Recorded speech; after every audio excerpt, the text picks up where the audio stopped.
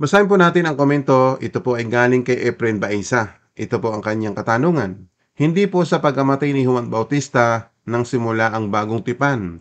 Nagsimula po ang bagong tipan nang ang Panginoong Hesus ay mamatay sa krus ng Kalbaryo. Yan ang nasa Lucas 22:20. Si Juan Bautista at ang Panginoong Hesus ay namuhay po under the law. Yung bagong tipan po ay under the grace. Iyan po ang ipinapangaral ni Apostol Pablo. Baka naman pwede po pakibigyan pansin ito. Salamat po. Salamat din po sa inyong mga komento. Dito po kay Efren, bibigyan po natin ito ng paglilinaw. Bago po natin ito simulan, nais ko po muna magbigay ng intro sa mga taong napapadaan sa ating channel. Kayo po ay welcome. Baka naman pwede po na makisubscribe din kayo sa ating channel bilang suporta. At salamat din po sa lahat ng nag-subscribe sa channel nito. Sumayin niyo po ang biyaya at pagpapala ng ating Panginoong Diyos na buhay.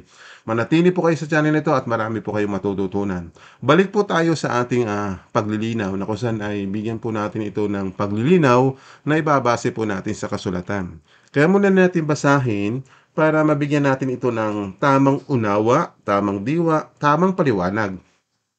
Dito sa katanungan ni Efren, ito ay binase po do sa ating huling upload na kung saan ay napag-usapan po natin patungkol po do sa kung paano nagsimula yung tinatawag na bagong tipan o tinatawag na kasunduan. So, iisa po ang kahulugan no, yung kasunduan at tipanan. Ibig sabihin, yung tipan ng Diyos sa tao para magkaroon po ng panunumbalik sa Diyos.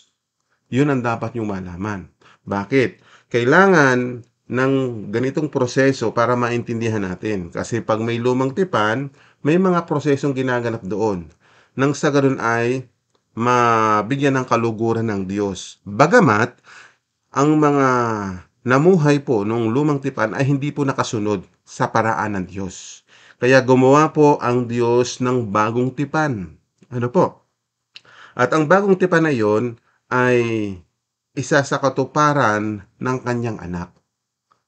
Amen? Sapagkat ito po yung utos ng Ama na kung saan ay ihandog yung kanyang anak sa ikapagpapatawad ng ating mga kasalanan na mga taong gustong iligtas ng Diyos.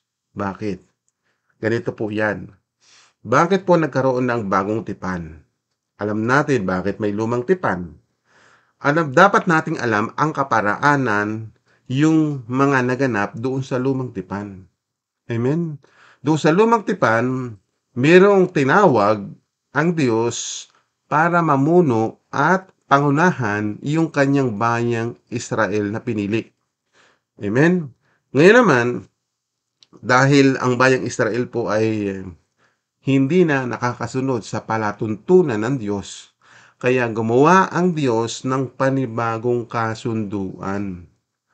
Gumawa ng bagong tipan. Ngayon, alam na natin, yung lumang tipan, sino po ang tinawag doon? Si Moises. Malinaw po. Ngayon, dito naman, sa bagong tipan, ang tinawag naman ay yung kanyang mismong anak na si Hesukristo. Kaya dito sa tanong na ito, dito natin maunawaan. Ang sinasabi mo, hindi po sa pagkamatay ni Juan Bautista ang simula ng bagong tipan. Kung pag-uusapan po natin ay simula ng bagong tipan, ang nagpasimula po niyan ay ang Panginoong Hesus. Yun po ang simula ng bagong tipan. Huwag nating iisipin na kung saan sinasabi mo dito, nagkaroon lang ng bagong tipan nung namatay ang ating Panginoong Hesus.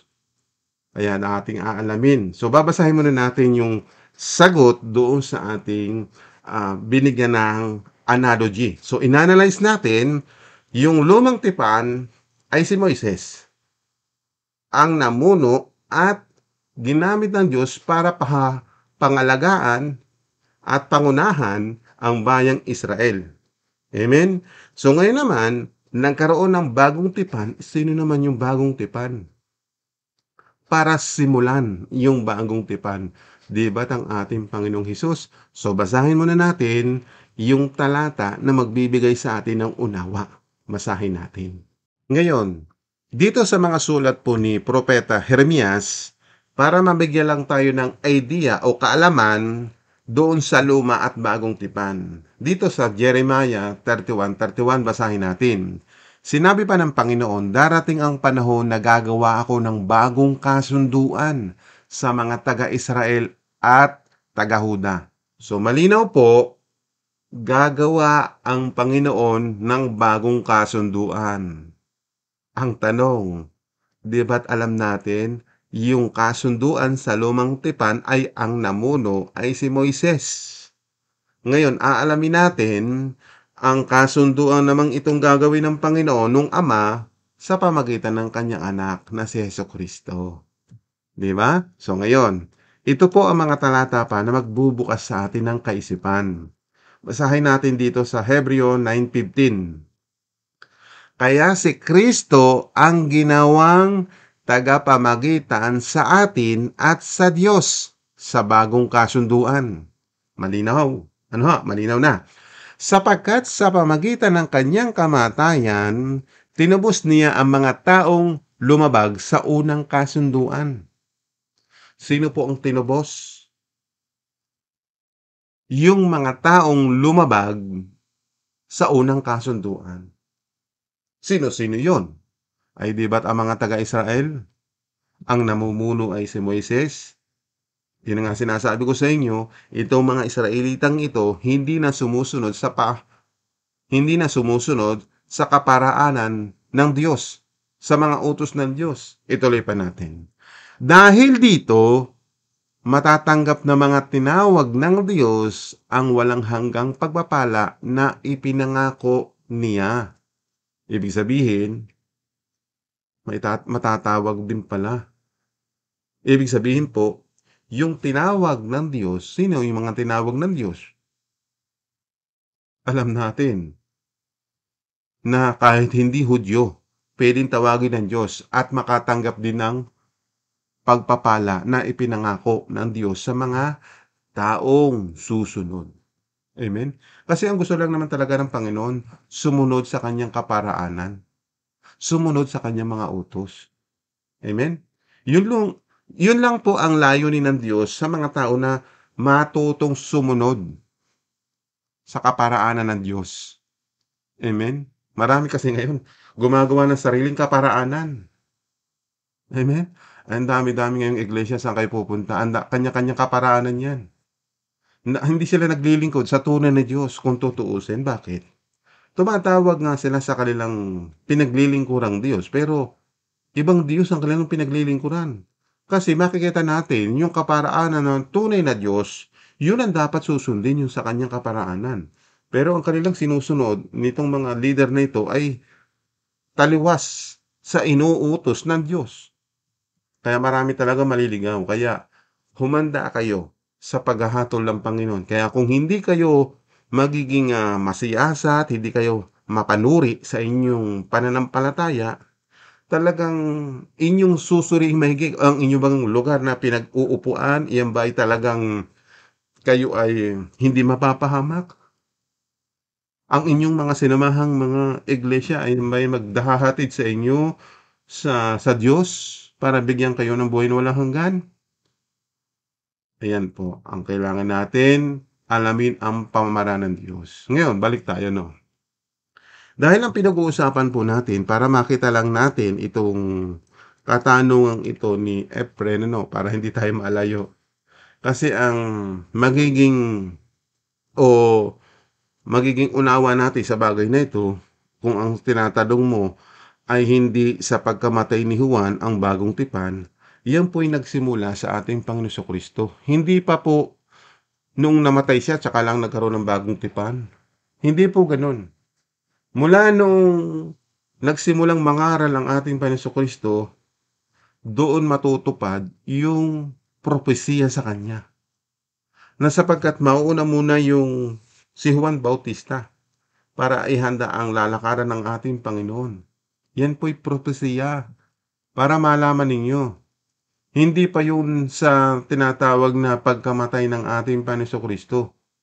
Kaya yung sinasabi mo dito, dahil ito ay napag-aralan natin, Kaya nga si Juan ay namatay dahil pinugutan siya ng ulo, tama po ba?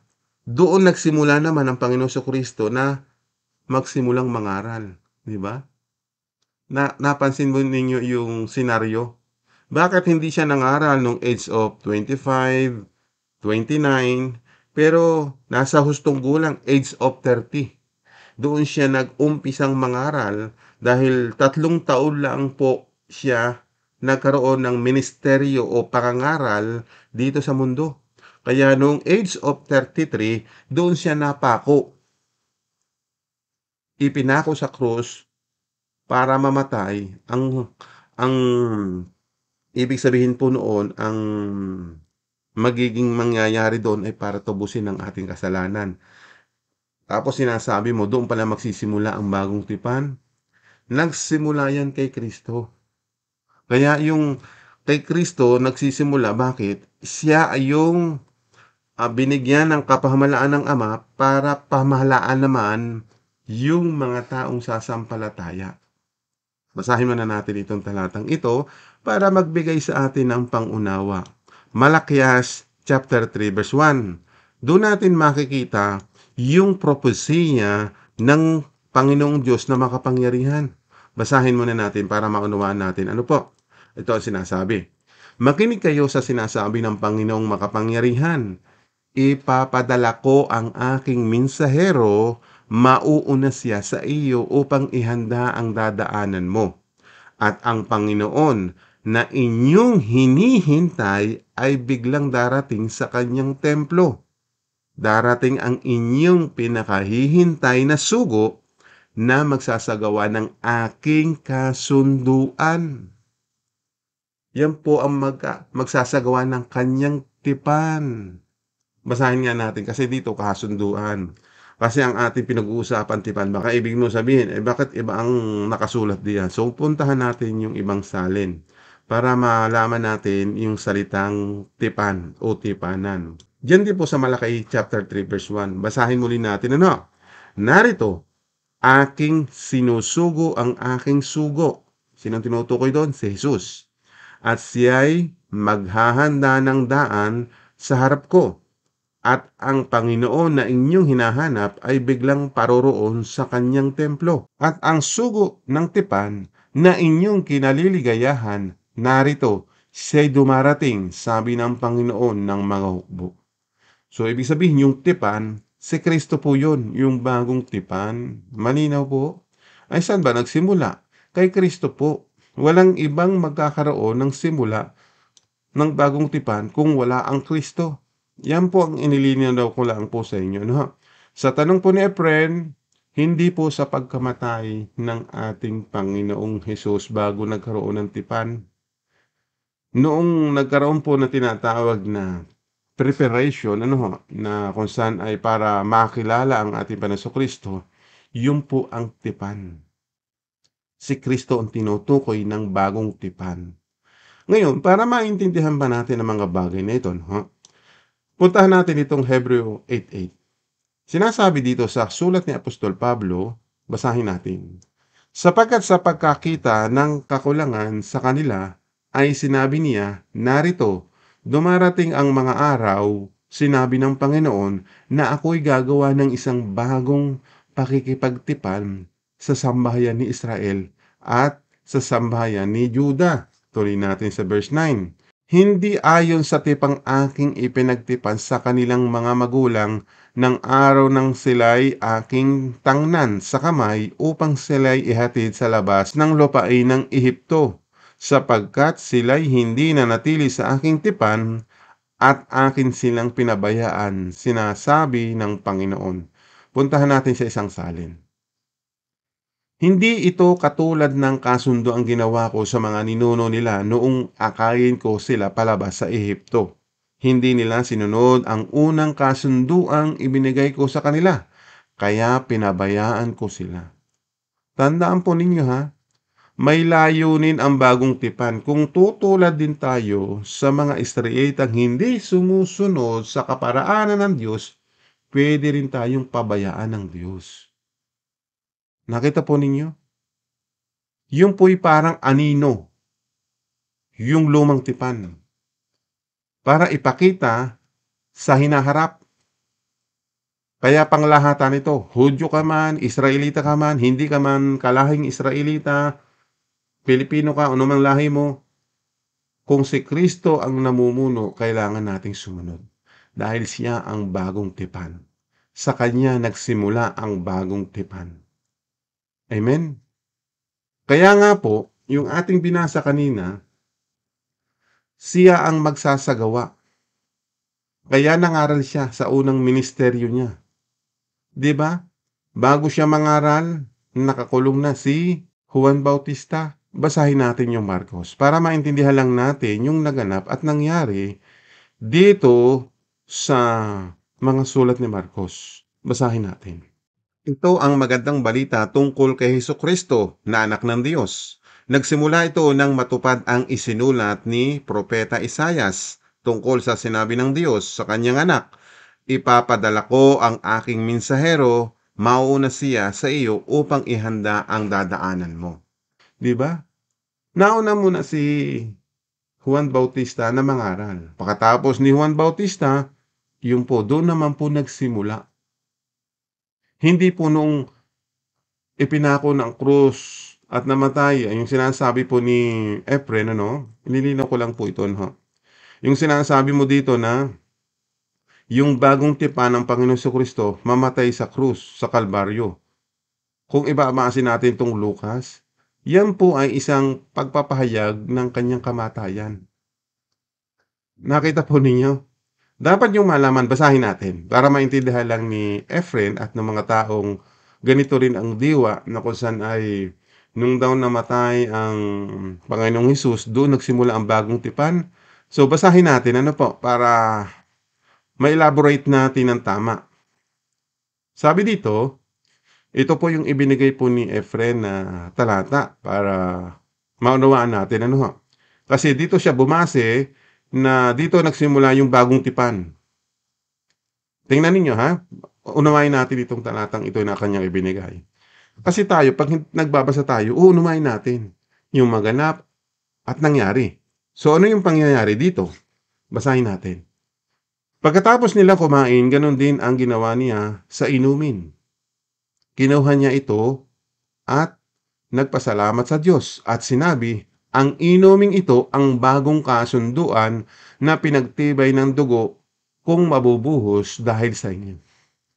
Kung ang iniisip ninyo, ito yung bagong tipan, di ba ibig sabihin ang bagong tipan yung inumin? Nakita po ninyo? Yan, nakakalagay diyan. Tingnan nyo, unawain ninyo. Kung babalikan natin ang tanong na ito, no? Ang sinasabi ni Efren, hindi po sa pagkamatay ni Juan Bautista ang simula ng bagong tipan. Nagsimula po ang bagong tipan nang ang Panginoong Hesus ay mamatay sa krus ng Kalbaryo. Yan ang nasa Lucas 22:20. Iyon po ang pagkaunawa ni Efren, na kung saan doon daw nagsimula ang bagong tipan. Pero nung binasa natin, ang inuming ito ang bagong kasunduan. Di inumin pala. Doon nagsimula. Kung kaya niyong unawain to. Kung meron kayong tamang pangunawa sa binabasang ito. Kasi nga po, dapat nating malaman, si Kristo ang bagong tipan. Si Kristo ang simula ng bagong tipan. Hindi po inumin. Hindi po pagkamatay. Ibig sabihin, kung narito na ang portion, di ba, 3 taon na nakalipas, di yan, dadakpin na ang ating Panginoon Jesucristo. Kasi po, huling hapunan na yan ng Panginoon. Kinabukasan siya ay dinala siya sa kay Pilato. Nakita ninyo ang pangyari. Paano pa niya ikakasatuparan yung sinasabi ng Panginoon 3 taon na nakalipas bago siya dakpin? Kaya mula nung nagsimula siyang mangaral, doon po rin nagsimula ang ministeryo ng Panginoon. Nakita po ninyo? Paano pa ikakasatuparan yung sinasabi ng Panginoon? Diyan ay ipapako na sa krus.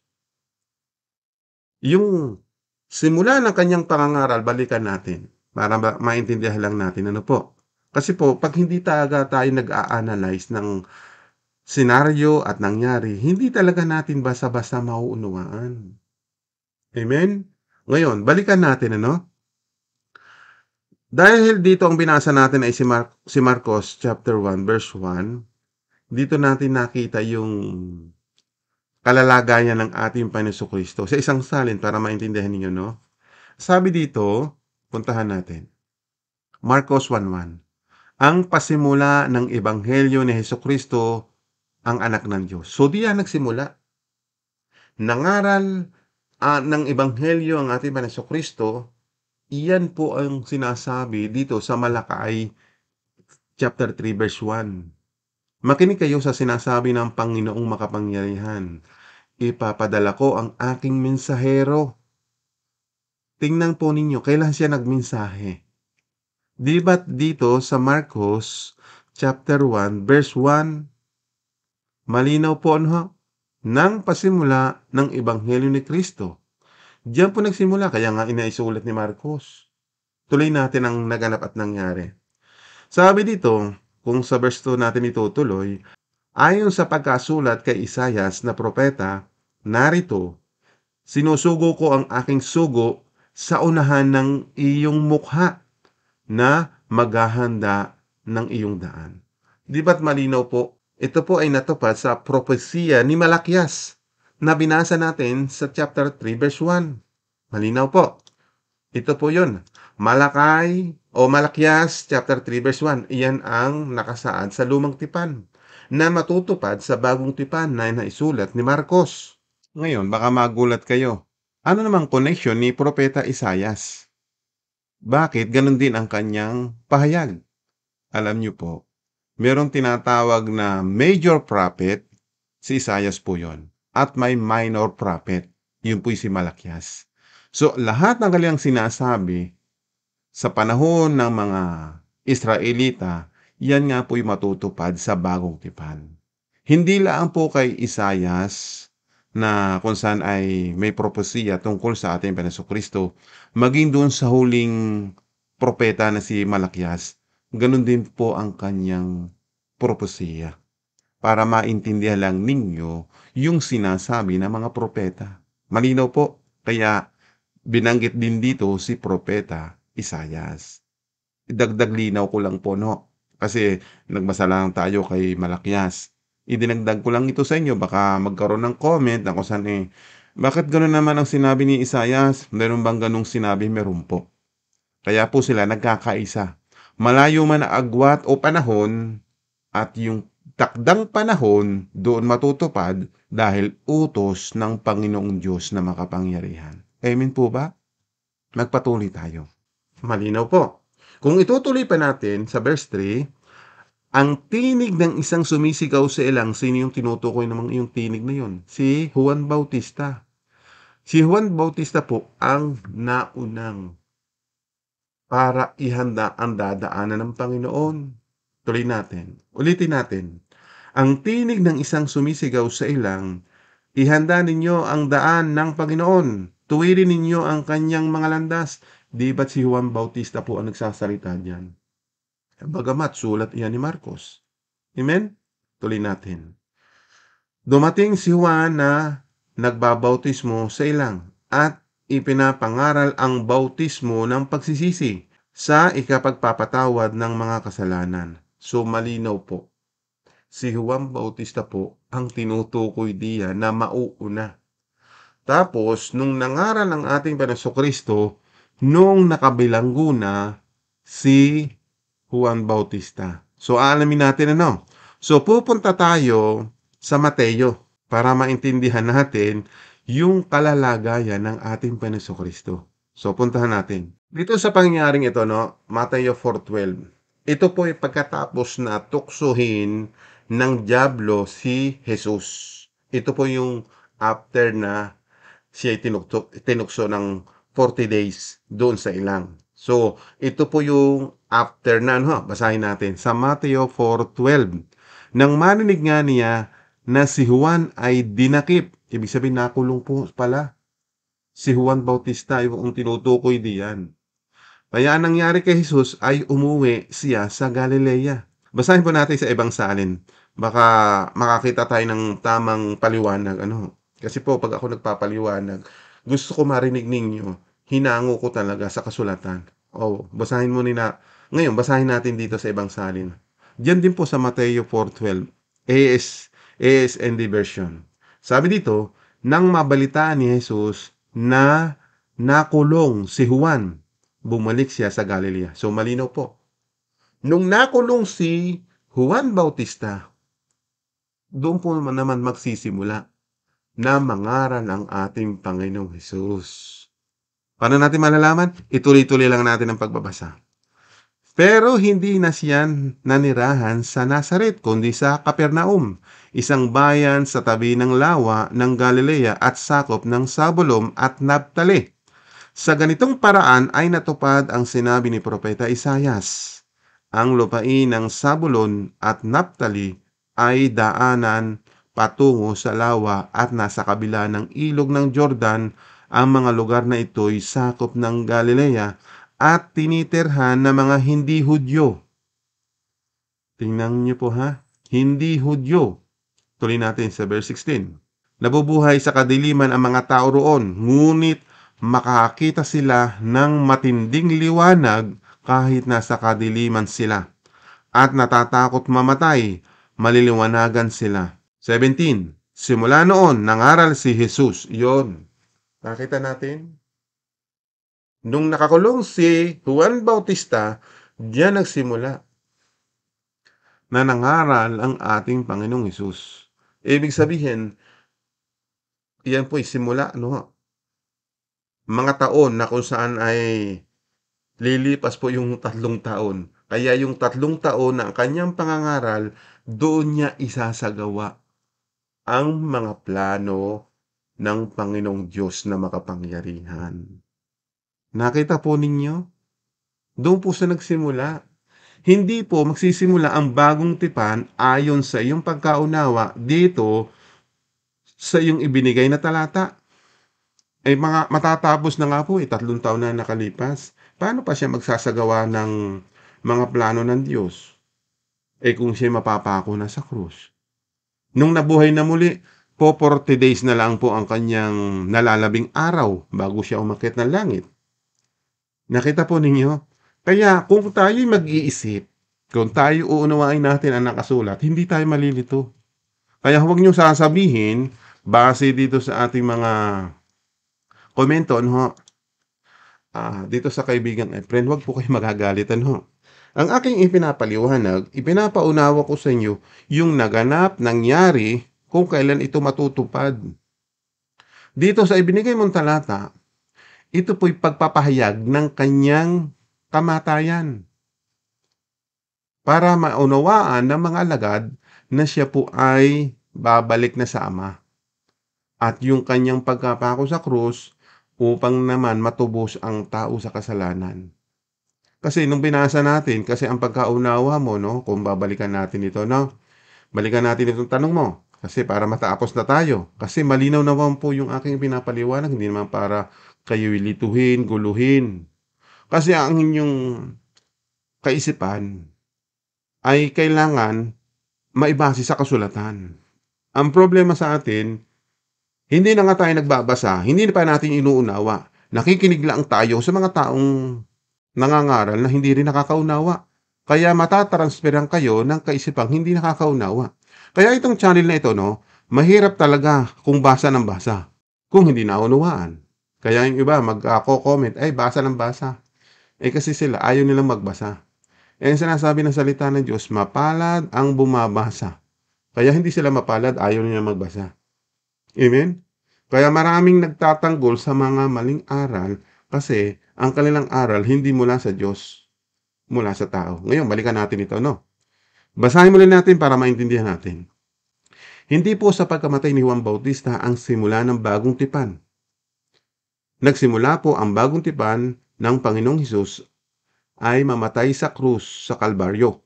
Yan ang nasa Lucas 22:20. Ngayon, napaliwanag ko na sa inyo na kung saan ang pagkaunawa ni Efren ay Yung bagong tipan ay nagsimula nung namatay na ang ating Jesucristo.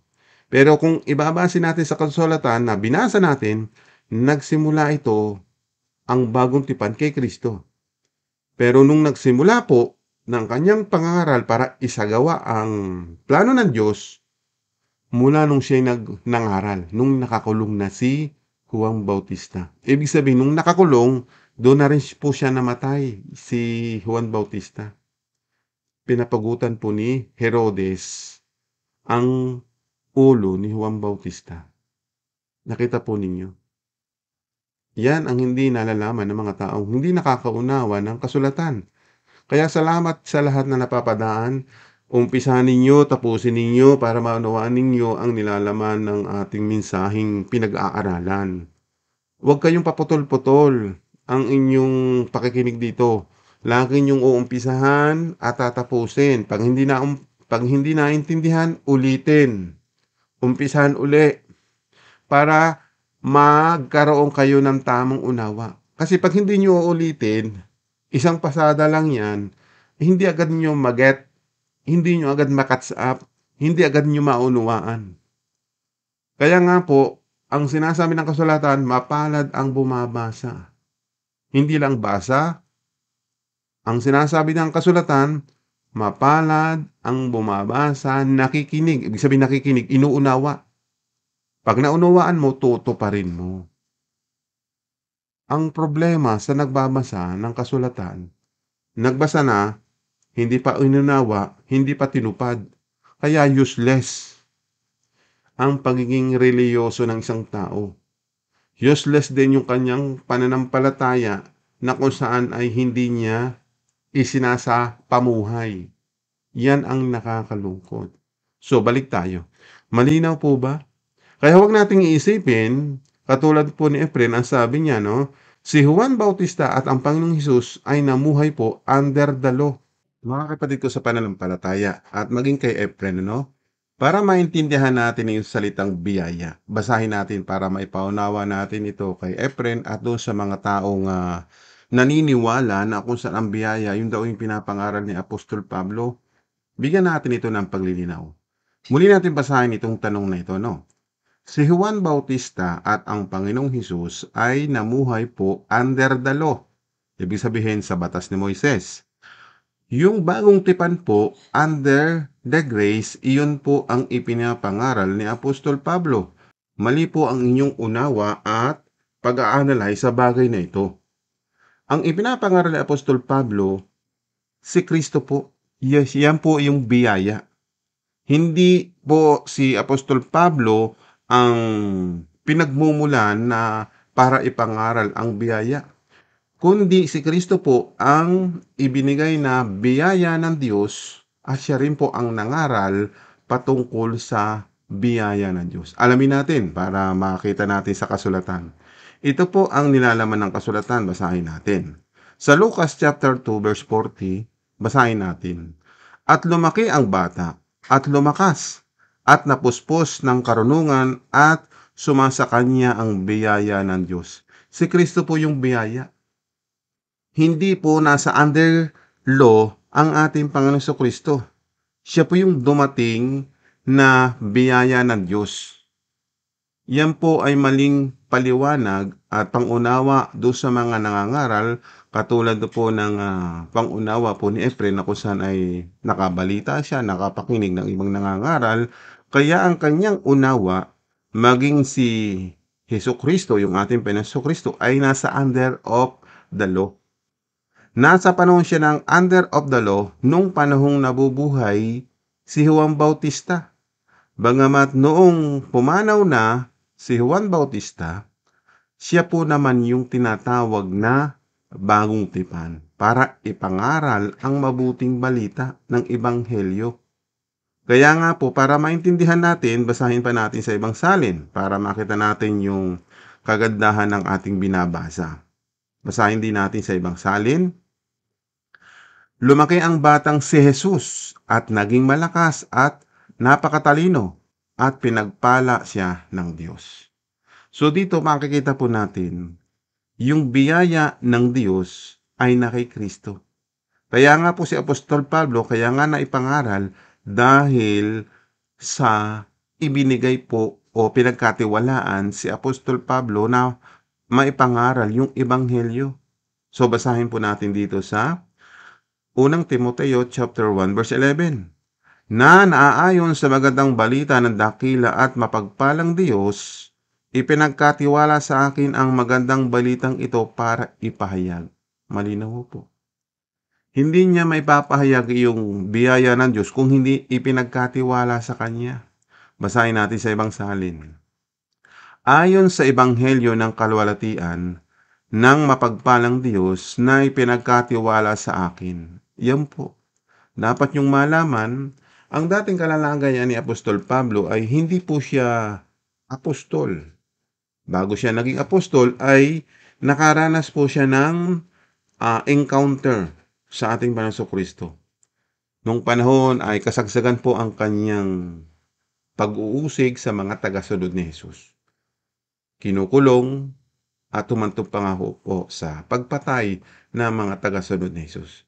Kaya si Kristo ay inabot ang ating Apostol Pablo para maging apostol at ginawang kasangkapan para maihatid ang mabuting balita sa lahat ng tao at sa lahat ng taong sasampalataya. Yan ang dapat yung malaman. Kaya kaibigan Efren, mali po yung diwa na kung saan ay nasa under law ang ating Panginoon Kristo. Amen?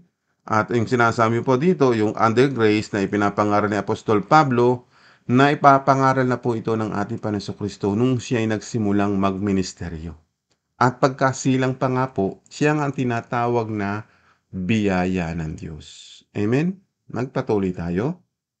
Ang sinasabi po ni Juan Bautista na mas higit na makapangyarihan siya kaysa sa akin. Yun naman po ang kanyang sinabi sa kanyang panahon na siya ay nangangaral. So puntahan natin, no?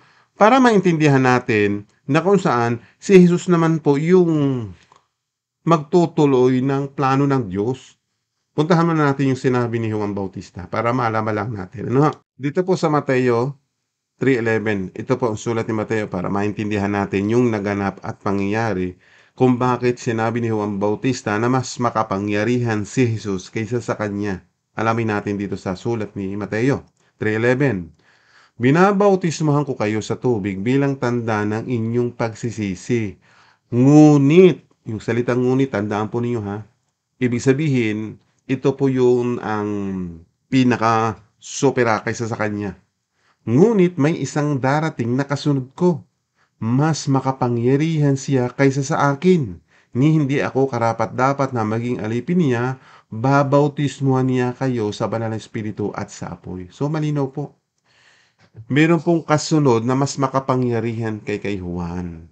Kaya ang tinutukoy diyan yung ating Panginoong Hesus. So malinaw po, siya yung bagong tipan. Kaya pagkalipas ni Juan Bautista, kaya namatay siya, doon naman po magsisimula ang ating Panginoon Kristo na maipangaral at maisakatuparan ang plano ng Diyos sa pamagitan ng ating Panginoong Hesus. So malino po ba, kaibigang Efren, sa tanong mo?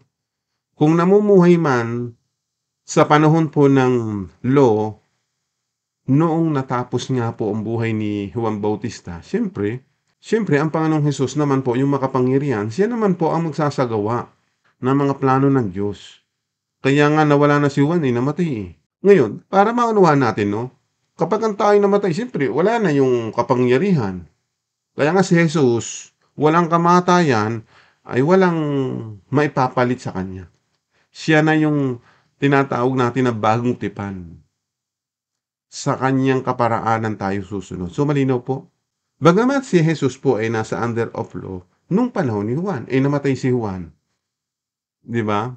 So ibig sabihin, nabigyan na po ng authority ang kanyang anak na si Jesucristo. Yung sinasabing under grace sa biyaya, para ito ipakita naman sa mga taong susunod at sasampalataya. Ibig sabihin, patatawarin ng Diyos ang mga taong sasampalataya. Amen? Yung sinasabi mo ba pa dito ni si Apostol Pablo, ipinapangaral yung grace? Saan ba nanggaling yung ipinapangaral ni Apostol Pablo? Yan ang tanong ko sa iyo. Di ba't sa ating Panginoon Kristo? Walang maipapangaral si Apostol Pablo kung hindi siya naturuan. Kung hindi siya magiging apostol, sino po ang nagbigay karapatan na maging apostol? Si Apostol Pablo. Ayan ang tanong ko sa inyo. Wala siyang karapatan na maging apostol kung walang pagpili ng ating Panginoong Hesus. Di ba ito ay, kung titingnan po ninyo, si Apostol Pablo, isa yang kriminal kung tutuusin. Pinag-usig niya ang mananampalataya. Lahat ng tagasunod ni Jesus, ikinukulong. Humantong pa nga sa pagpatay para lang maipagtanggol ang kanyang sekta na kanyang inaaniban na Judaismo. Iyan ang dapat niyong malaman. Pero nung na-encounter niya si Jesus Christ sa daang matuwid, sa Road of Damascus, chapter 9 ng Gawa, doon yung mababasa na kung saan doon nagpahayag. Puntahan natin para makita natin ang pagkatawag kay Apostol Pablo. Basahin natin para dagdag din sa ating kaalaman. Gawa chapter 9 verse 15. Basahin natin. Pero sinabi ng Panginoon kay Ananias, lumakad ka dahil pinili ko siyang maglingkod sa akin para ipakilala niya ako sa mga hindi Hudyo at sa kanilang mga hari at sa mga Israelita. Yan po ang pagkatawag kay Apostol Pablo. Amen? Sana malinaw po sa inyo. Hindi po makakapangaral si Apostol Pablo yung sinasabi mo. Walang manggagaling sa kanyang aral. Ang kanyang ipapangaral manggagaling pa rin sa ating Panginoong Hesukristo. Kaya po yung mga dumadating na ibang aral, hindi na aral na galing kay Kristo. Kaya nalilito po kayo, nakinig kayo, hindi rin kayo nagbasa. Nakinig lang kayo doon sa mga nangangaral. Basahin ninyo. Kayo rin ang magbasa. Kaya nga ang ating programa, God's Word, Read the Scriptures. Salita ng Diyos, mababasa natin sa kasulatan. Amen? So sana naunawaan mo, kaibigang Efren. Hindi po sa pagkamatay ni Juan Bautista nagsimula ang bagong tipan. Nagsimula ito kay Kristo. Ang bagong tipan at yung sinasabi itong simula ng kanyang ministeryo nung panahon pa nang siya'y mag-umpisa nung mamatay si Juan Bautista. Bago yung sinasabi mo ditong Lucas 22:20, yan po ay kasama sa proseso. Yung 22:20 na siya ay nagpapahayag ng kanyang kamatayan. Bakit? Huling hapunan na po yun eh. Ibig sabihin, ma-accomplish na niya. Matatapos na niya. Yung kamatayan niya at doon sa muling pagkabuhay, yun. Kaya nga sinabi niya, nung siya mamamatay na, it is finished. Kaya nga sinabi ng ating Panginoon Kristo, it is finished. So basahin natin yung talatang iyon. O, di ba? Kung diyan magsisimula, baka sinabi ni Jesus, it is finished. O, puntahan natin yung salitang iyon. Kaibigang Efren, at sa lahat ng mga nakikinig, tandaan ninyo, itong ibinigay niyang talata. Nung daw pagkamatay ni Jesucristo daw ang umpisa ng bagong tipan, ay di alamin natin sa kanyang pagkamatay. Nang masipsip na ni Jesus ang alak, sinabi niya, tapos na. Iniyuko niya ang kanyang ulo at nalagot ang kanyang hininga. Diyan ba magsisimula? Tapos na nga eh. Ang sinabi niya, tapos na.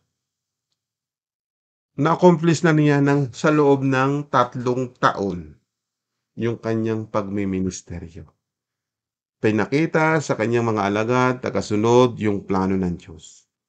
Kaya naisulat ni Juan, ni Marcos, ni Lucas, ni Mateo, ni Apostol Pablo, at ng iba pang mga manunulat. Amen? Kaya, salamat po sa inyong panahon. Ang umpisa po ng bagong tipan ay si Kristo.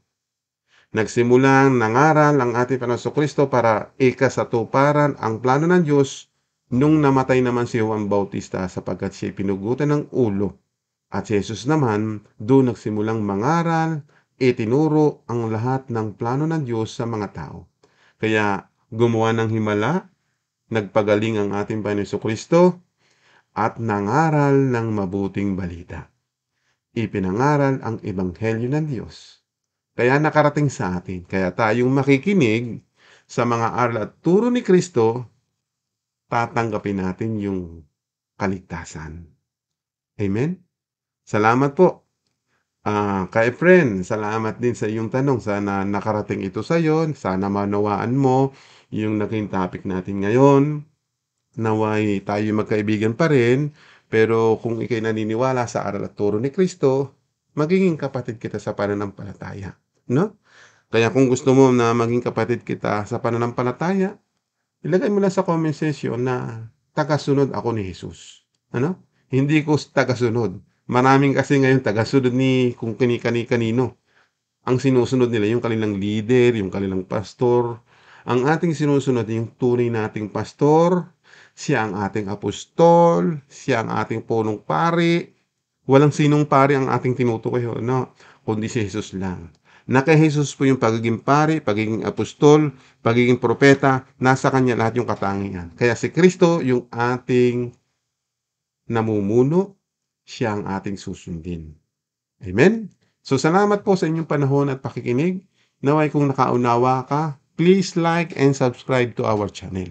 Nang sa ganun naman ay makasuporta ka sa ating ginagawa. Okay, sumayin niyo po ang biyaya at pagpapala ng ating Panginoong Diyos Ama na makapangyarihan sa lahat at sa kanyang bugtong na anak na si Jesu Kristo. Hanggang sa muli po ng ating pag-aaral, to God be the glory. Amen.